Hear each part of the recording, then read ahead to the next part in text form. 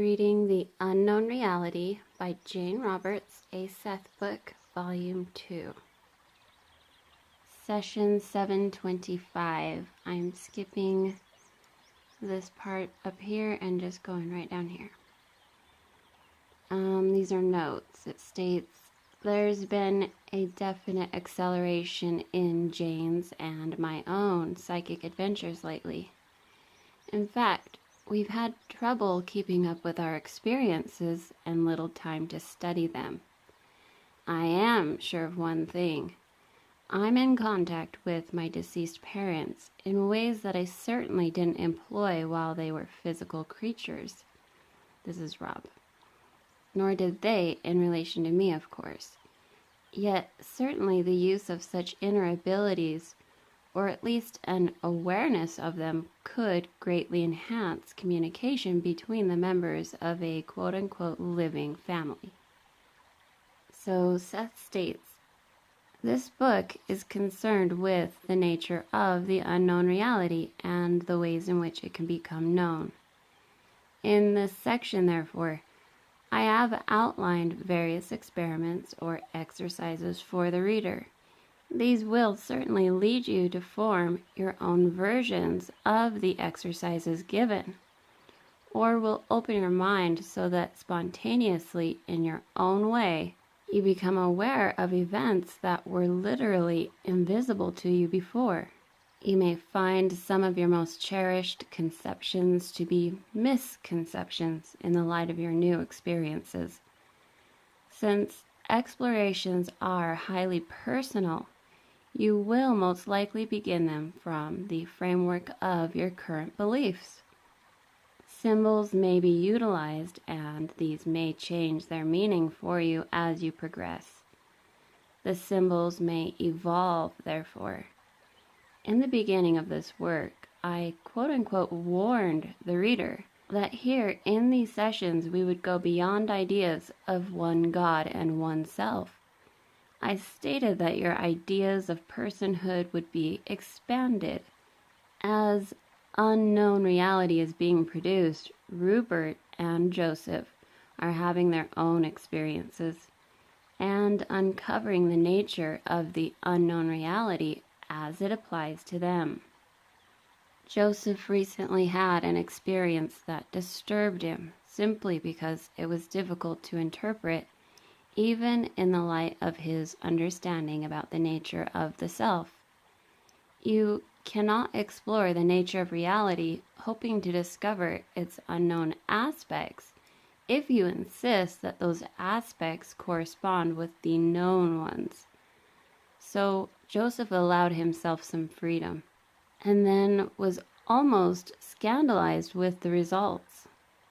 His experience appeared to imply that his father's identity had so much mobility and so many possibilities for development that the very idea of identity seemed to lose its boundaries.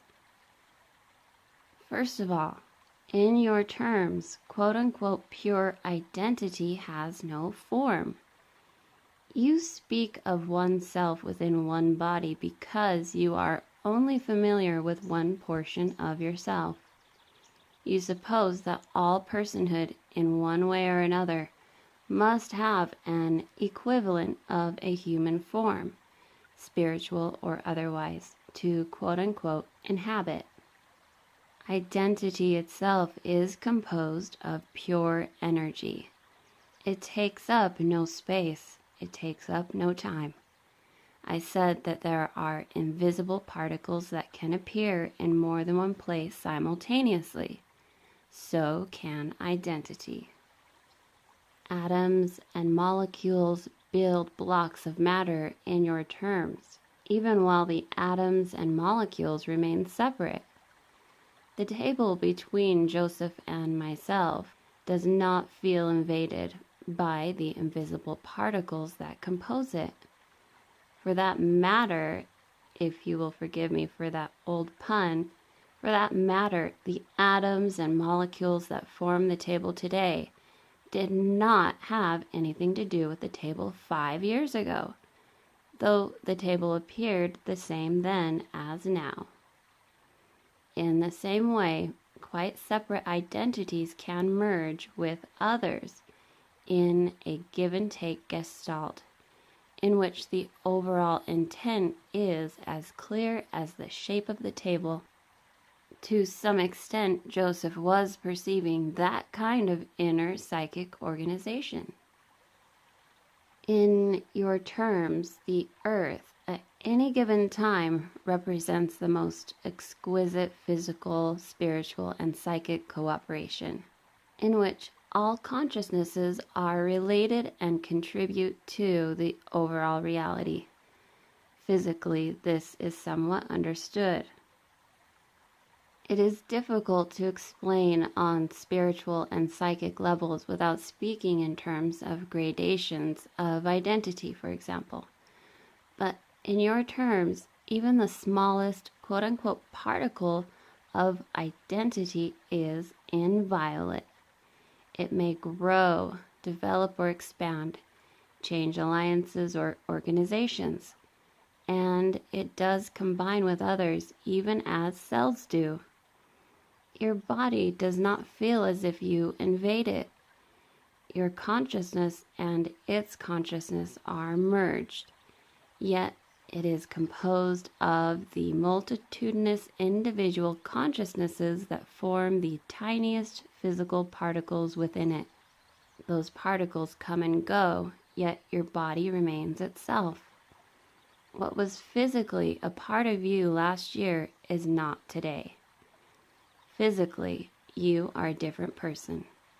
Put simply, the stuff of the body is constantly returned to the earth, where it forms again into physical actualization, but always differently.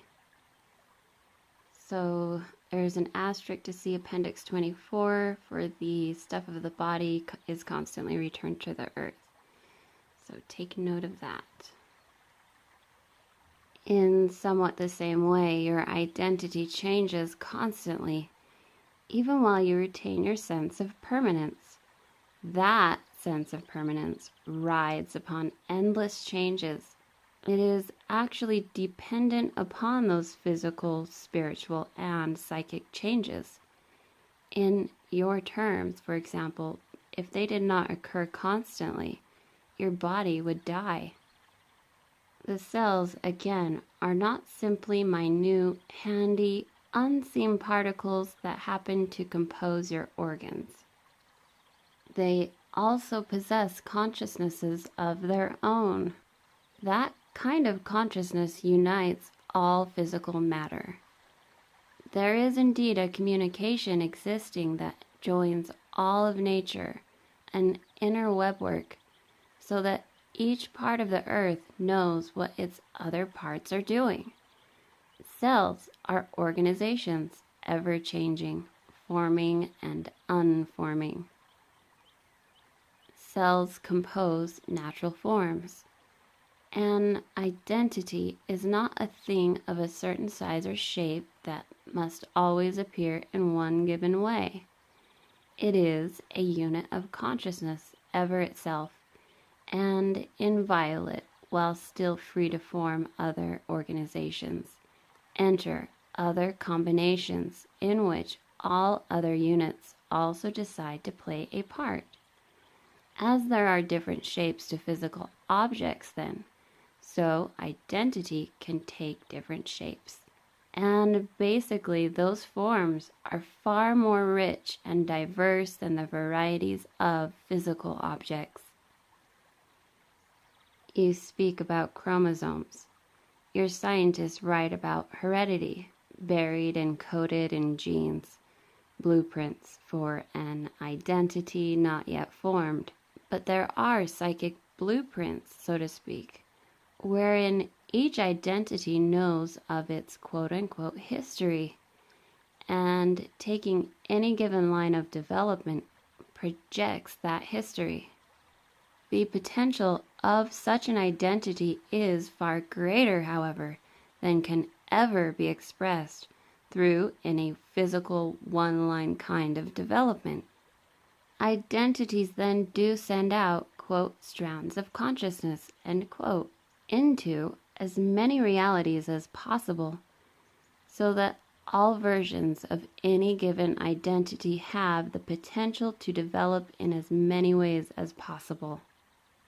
You, as you think of yourself, you may have trouble following such concepts, just as you would have trouble trying to follow the quote-unquote future reality of cells within your body at this moment.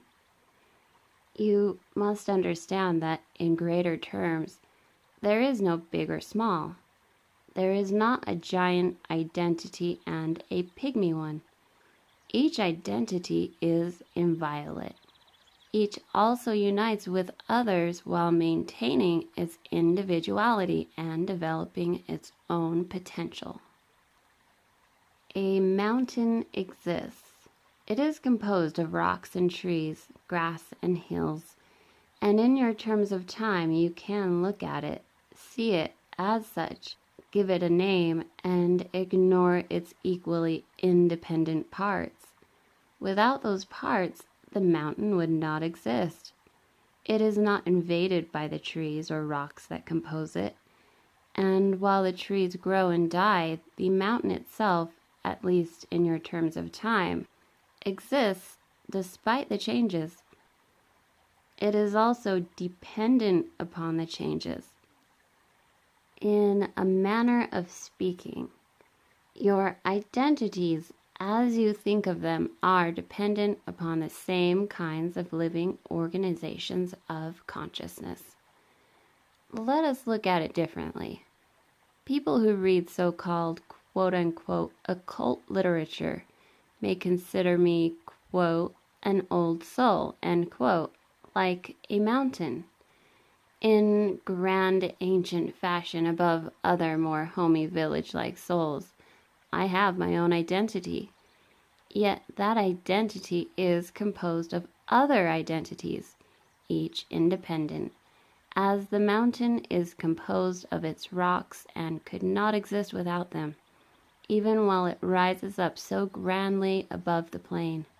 My understanding rests upon what I am, as the mountain's height rests upon what it is. I do not feel invaded by the selves or identities that compose me, nor do they feel invaded by me, any more than the trees, rocks, and grass would resent the mountain shape into which they have grown. The top of the mountain can, quote, see further, end quote. Its view takes in the entire countryside. So I can look into your reality as the top of the mountain can look down to the plain and the village. The mountain peak and the village are equally legitimate. Let us look at this again in another way. Your thinking mind, as you consider it, is the top of your mountain. In certain terms, you can see, quote-unquote, more than the cells can, though they are also conscious of their realities. Were it not for their lives, you would not be at the top of your psychological mountain. Even the trees at the highest tip of the hillside send sturdy roots into the ground and receive from it nourishment and vitality. And there is a great give and take between the smallest sapling in the foothills and the most ancient pine. No single blade of grass dies, but that it affects the entire mountain. The energy within the grass sinks into the earth and, in your terms, is again reborn. Trees, rocks, and grass constantly exchange places as energy changes form. Water rushes down the hillside into the valley, and there is a constant give and take between the village below, say, or the meadows and the mountains. So there is some kind of transformation, change, and cooperation between all identities. You can draw the lines where you will for convenience sake, but each identity retains its individuality and inviolate nature. even while it constantly changes. Alright, so they're at break, and I'm going to skip the first part of this paragraph and go to the next. So here's Jane out of trance. She says, quote, "Right now, I think I'm getting that everything on the face of the earth is related. That your consciousness is in an ant or a rock or a tree, but that we're not used to thinking that way. Not that one is superior to another, just that we're all connected, and that there's some kind of weird familiarity, biologically and psychically, that we've never gotten consciously. What I'm getting is that your father could do any of those things you wrote about without invading anything or anyone. It's just that our ideas of personhood and soul make it sound terrible until you get used to those ideas." End quote by Jane. Alright, now Seth states, "Now trees bear seeds. Some fall nearby. Others are carried by the wind some distances into areas that the tree itself, for all of its height, could not perceive. The tree does not feel less itself because it brings forth such seeds. So identities throw off seeds of themselves in somewhat the same fashion.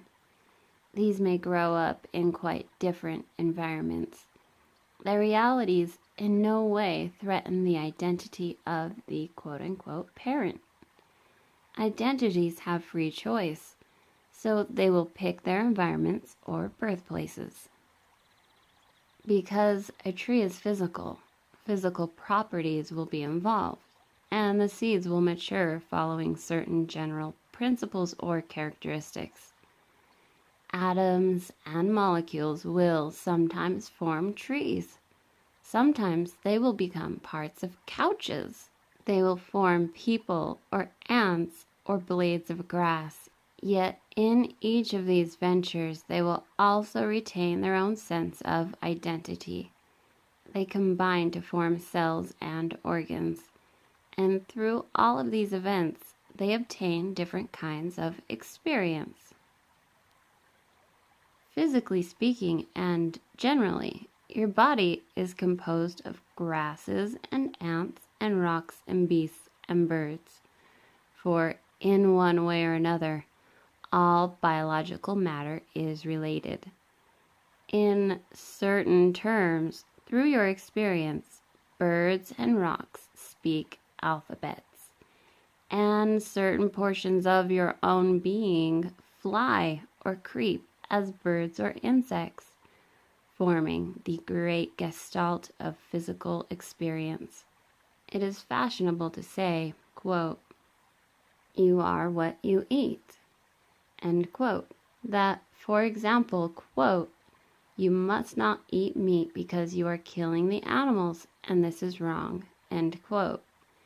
But in deeper terms, physically and biologically, the animals are born from the body of the earth, which is composed of the corpses of men and women, as much as it is of other matter. The animals consume you, then, as often as you consume them, and they are as much a part of your humanity as you are a part of their so-called animal nature. The constant interchange that exists biologically means that the same physical stuff that composes a man or a woman may be dispersed and later form a toad, a starfish, a dog, or a flower. It may be distributed into numberless different forms. That arithmetic of consciousness is not annihilated. It is multiplied and not divided. Reminiscent within each form is the consciousness of all the other combinations, all of the other alliances, as identity continually forms new creative endeavors and gestalts of relatedness. There is no discrimination, no prejudice. When you eat, you must eliminate through your bowels. That resulting matter eventually returns to the earth, where it helps form all other living things.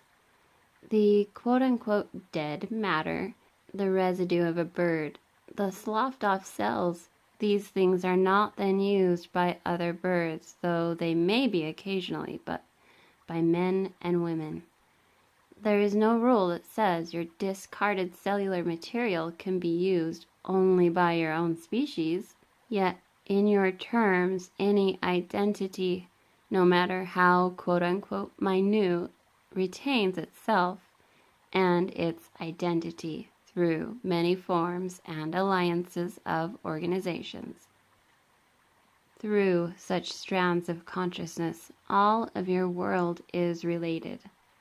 Your own identity sends out strands of itself constantly then.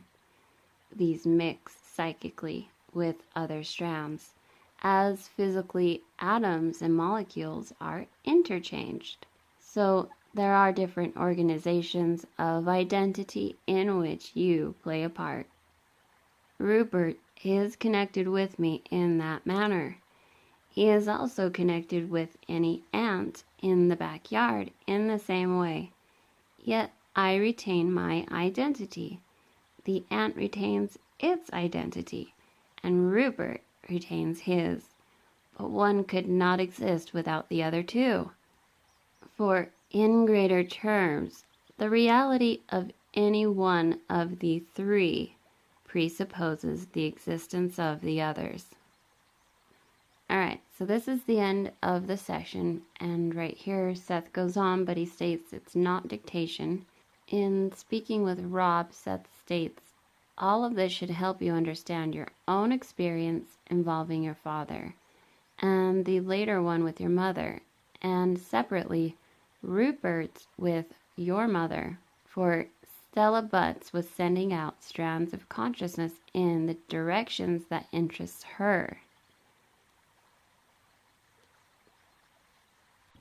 Okay, so that is the official end of session, but I want to tell you guys something that I mentioned briefly in the last video about being vegetarian, okay? Like I said, some of you may not have heard it, but because it was right towards the end of the video, but so from session 185, September 3rd, 1965, from the early sessions, Seth stated, and this is not direct from a book, okay? This is me getting information from the Seth Center online. Somebody had posted it, but this is what it says. It says, well, Seth states, quote, theoretically, it would be better indeed if you were vegetarians. However, at this time, I do not suggest it. He's talking to Rob and Jane, obviously. This is all like very personal. This is for each person individually, and he explains it more, but I'm not going to read that part. So he goes on and he says, there is no doubt for various reasons, however, that many benefits are connected with this particular dietary habit, being a vegetarian. And again, he repeats, but he does not suggest it for Rob and Jane for various reasons. He says moderation will do them well. And he also states that you are indeed to a large extent what you eat. Okay, right here, that's what he's stating, but there's other parts where he states, and I don't have that direct quote, but he also states you are more what you think that you eat. So, anyways, going back to this session 185, he says, so you are indeed to a large extent what you eat. You are bound up in the cycle of earth relationships. The eating of meat, without doubt, focuses the physical mechanism closely to the physical system. There is nothing wrong with this. If you are trying to develop inner abilities, however, and if you wish to allow yourself a mobility of focus, then moderation in this respect must be used. End quote by Seth. Okay, I don't know how many of you guys know this, but I became a vegetarian September 4th, 2017, and it's definitely been interesting. I have done it for my own reasons. If anybody's interested in those particular reasons, then you can just make a note at the end of the video and I will reply. But let's get to these session notes. First I want to just say real quick, so I read this book before I record it, and so to me it literally feels like I'm repeating myself over and over and over and over again, and obviously in lots of places I am, because Seth does. So I just want to say that he does it for a reason.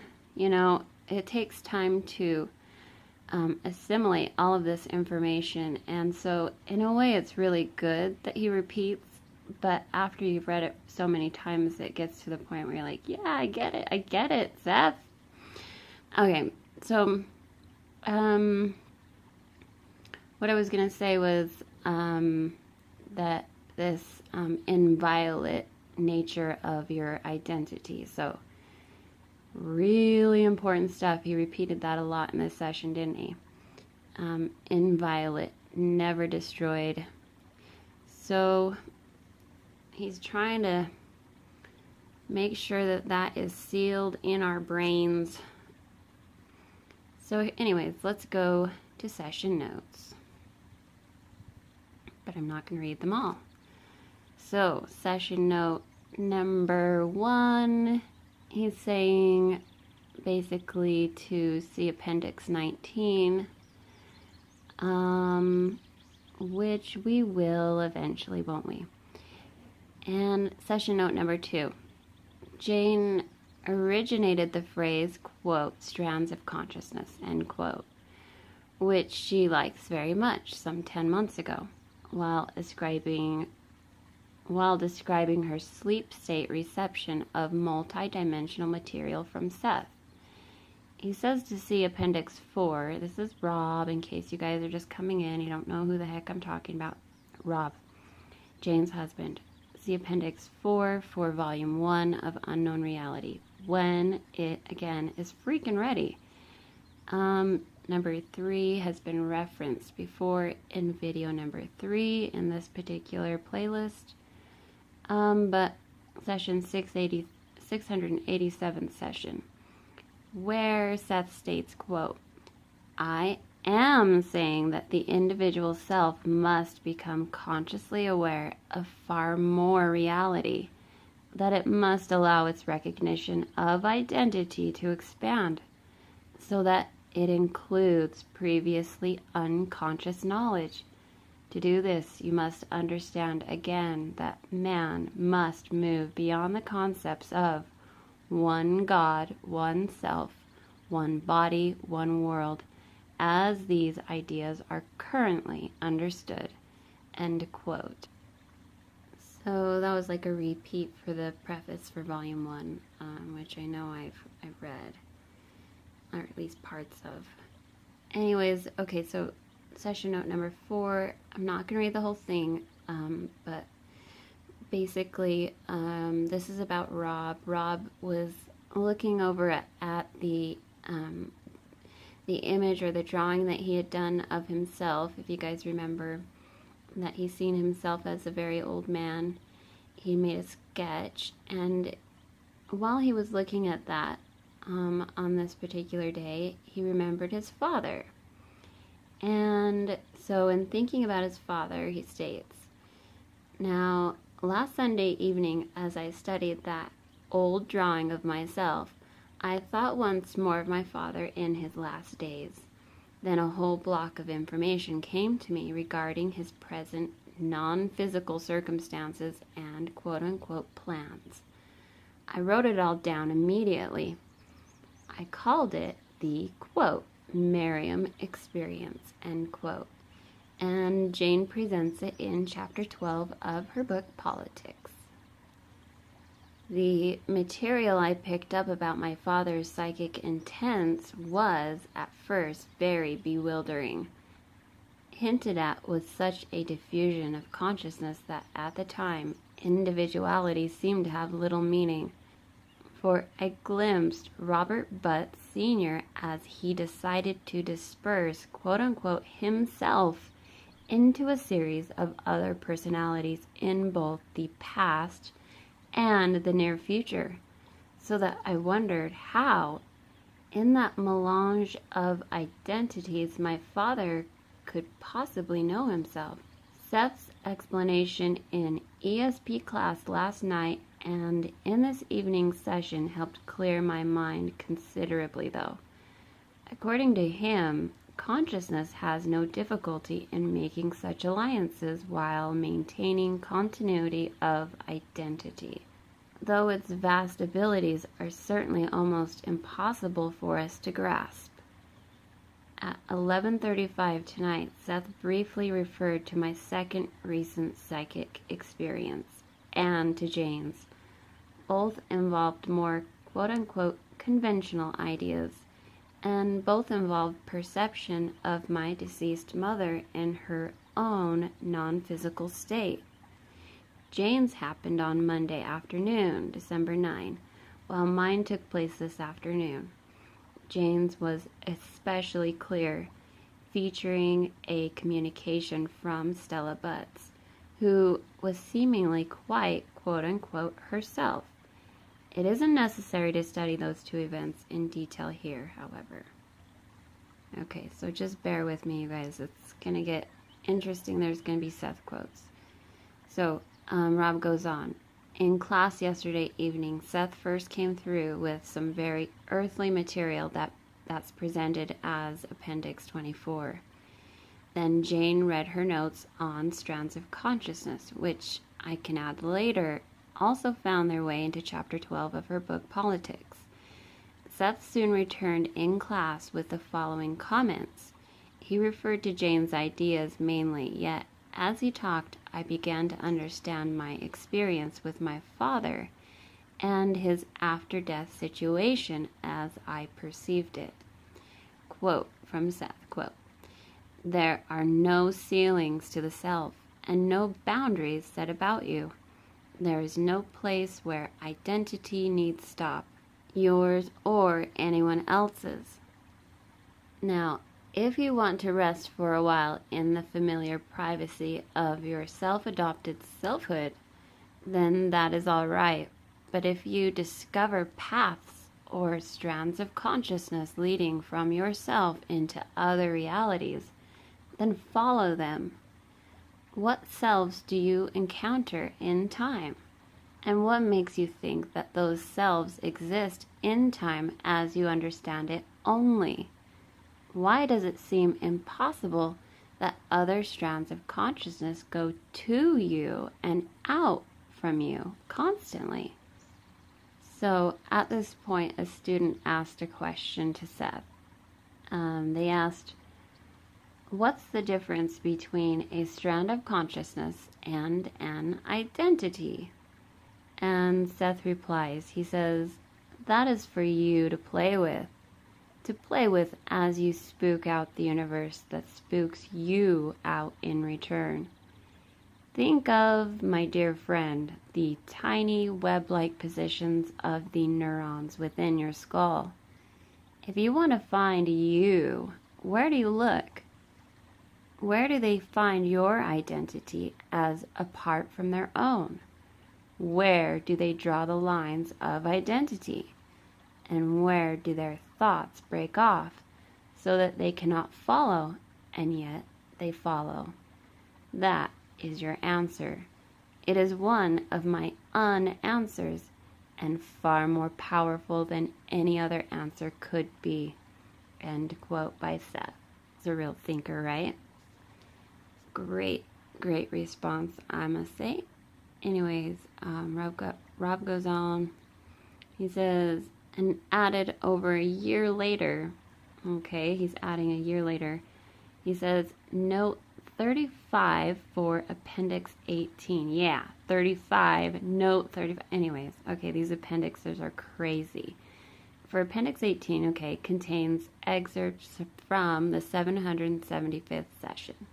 He says, see Seth's comments on the patterns of identity formed by consciousness with their quote-unquote particleized and quote-unquote wave-like characteristics. And going to note 5. Okay, so note 5 is just basically stating that when Seth says in the 682nd session, quote, these units can indeed appear in several places at once, end quote. Rob is saying when he says units or basic units of consciousness, he's talking about the CUs, of course. He discusses those in the 682nd session to the 684th in Volume 1. And I'm skipping Note 6, going to Note 7, and Note 7 says, Rob states, Seth first discussed his blueprints for reality in the 696th session for Volume 1. Here's a quote from Seth. He says, each probability system has its own set of blueprints, clearly defining its freedoms and boundaries, and setting forth the most favorable structures capable of fulfillment. As an individual, you carry within you such a blueprint. The information is knit into the genes and chromosomes, but it exists apart, A-P-A-R-T, apart. In the same fashion, the species in mass holds within its vast inner mind such working plans or blueprints, end quote. Okay, I'm not reading Note 8, so if you want to read that one, go ahead and pause. I'm also skipping Note 9 and 10, and technically 11. You guys can read those. And Jane's My Heart Knows No Arithmetic poem. If you'd like, pause real freaking fast. Alright, looks like I'm skipping Note 12 and 13. So, let me just say, see Appendix 18 for 12. I'll put that in the description notes. But yeah, that's the end of the official session. Any questions, comments, statements, whatever, put it in the little comments below, and I will respond if I have the answers. Either way, thank you for watching.